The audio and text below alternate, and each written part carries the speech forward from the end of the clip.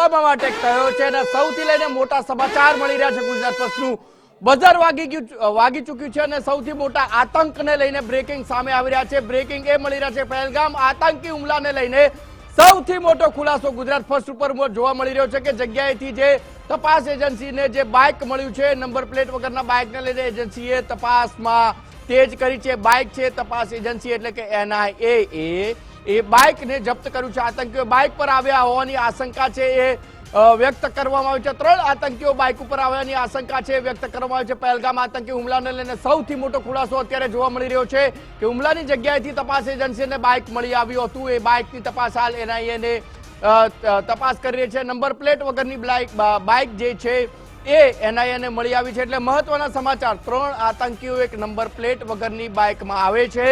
અંધાધૂંધ રિસોર્ટમાં રોકાયેલા જે ટુરિસ્ટ છે એના ઉપર ફાયરિંગ કરે છે અને આંકડો છે 25 ને પાર પહોંચે છે। મૃત્યુઆંક જેમાં ગુજરાતીઓનો પણ સમાવેશ થાય છે।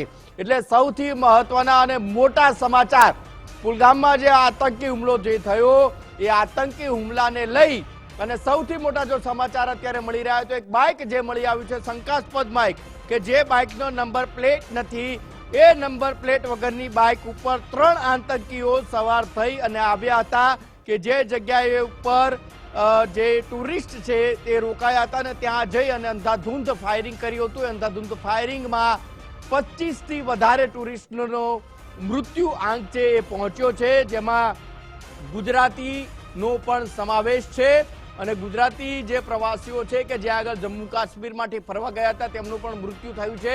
એટલે પહેલગામમાં આતંકી હુમલા લઈને સૌથી મોટો ખુલાસો અત્યારે ગુજરાત ફર્સ્ટ ઉપર હુમલાની જગ્યાને તપાસ એજન્સીને બાઇક મળી આવી છે નંબર પ્લેટ વગરની બાઇક એજન્સીએ જે જપ્ત છે એ કરવામાં આવ્યું છે અને એ બાઇકને લઈને હાલ NIA અને સાથે જમ્મુ કાશ્મીર પોલીસ સાથે જ IB ની જે ટીમ છે એ તપાસમાં લાગી ગઈ।